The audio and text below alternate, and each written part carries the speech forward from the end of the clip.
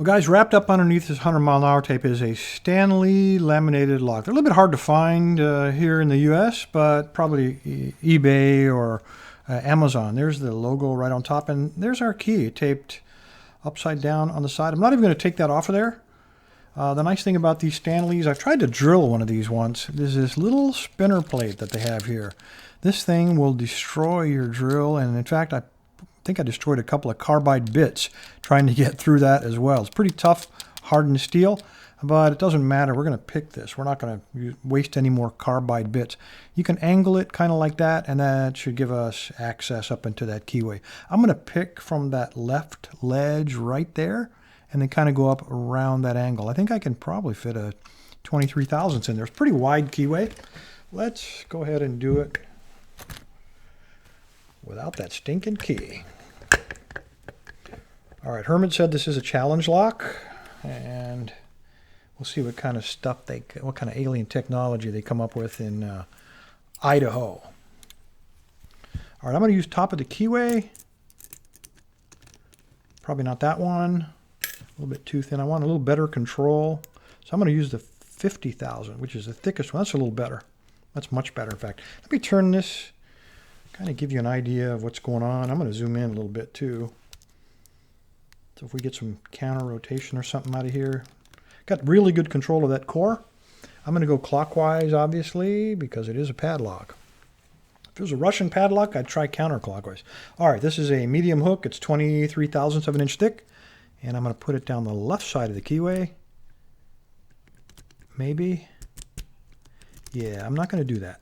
Let me come out of there. He's just, that 23 thousandths just a little bit too thick. It's grabbing on the warding. So I'm going to try the same pick, medium hook, except this one is 15 thousandths. Let's try, oh, that's much better. All right. Light tension. Turn it a little bit. There we go. It is a challenge lock, so got to be some good Indiana technology in here. Indiana? I'm sorry, guys. Idaho. I knew it was one of the I states.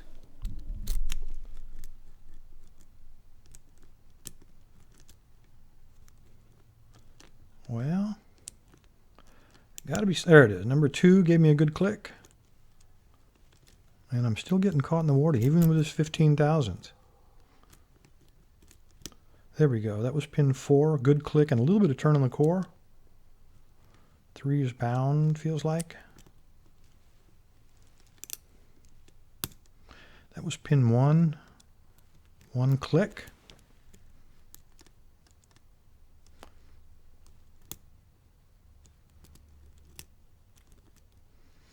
I'm on pin 6.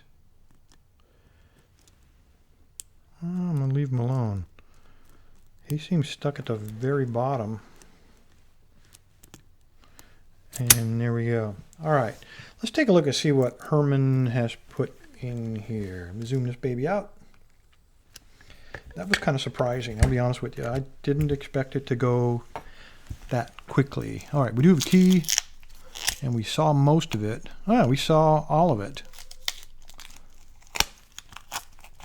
These are beautiful locks. Oh, look at there. A paw print. All right, there's what our key looks like. I thought we were missing the last pin or two, but it looks like all of them were shown. 6 pins. It does work, right? It does work. All right, let's open this bad boy up. Let's figure out how to open this bad boy up. There must be a secret. All right, the screw looks like it's on this side. And, oh, there he is. Let's take that shackle out of there. If it had been a bear, it would have bit me. It's always the wrong size, Bill. My eyeballs, oh, God, need to be calibrated.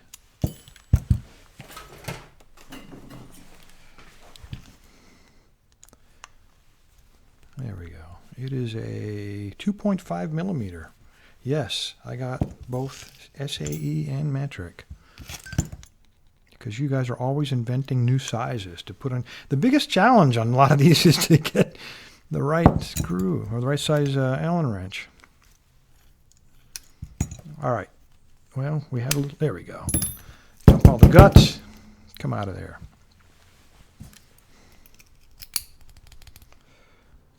You have got to be kidding me. Now what?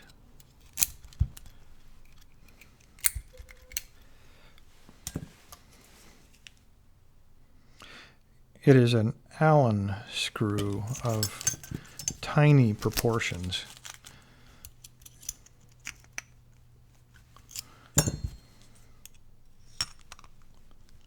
Oh my God.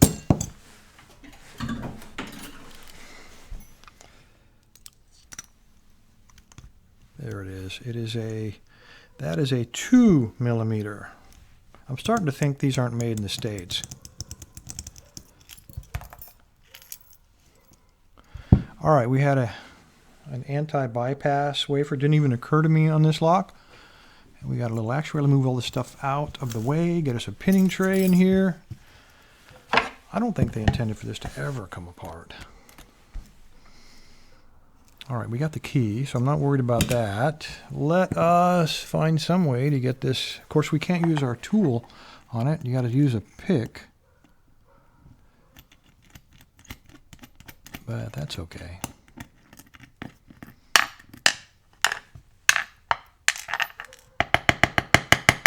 There he is. He already fell out. All right, key.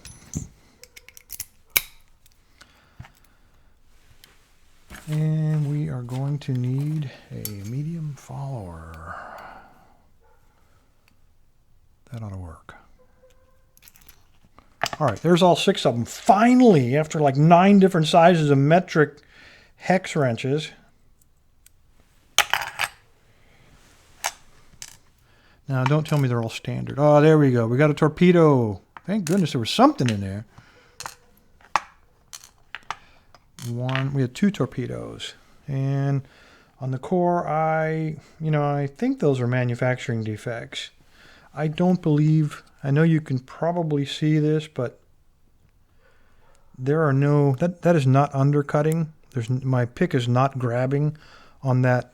It is not a thread, and it is not an undercut or countermilling. It's just a defect of, I guess, when they drilled out these holes, that last little bit. This one is inset a little bit, but not much. So I'm not even going to count those as modifications to the core. All right, let's see what we got in here. There he is, a barrel pin, homemade.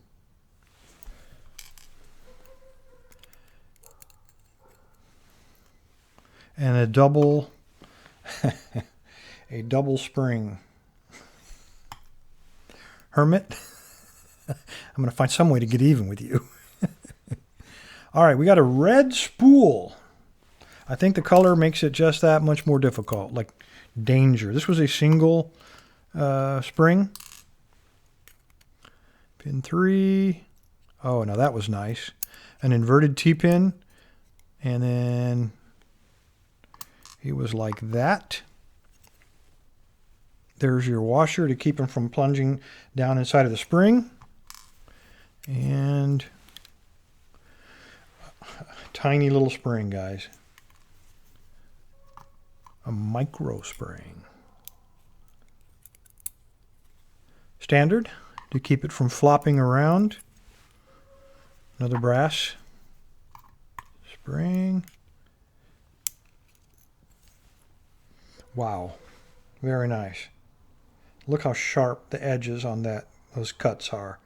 That would really grab. I don't know if there's any modification to the Bible yet. We'll take a look in just a sec. We have another double spring. Come on, baby. Very nice.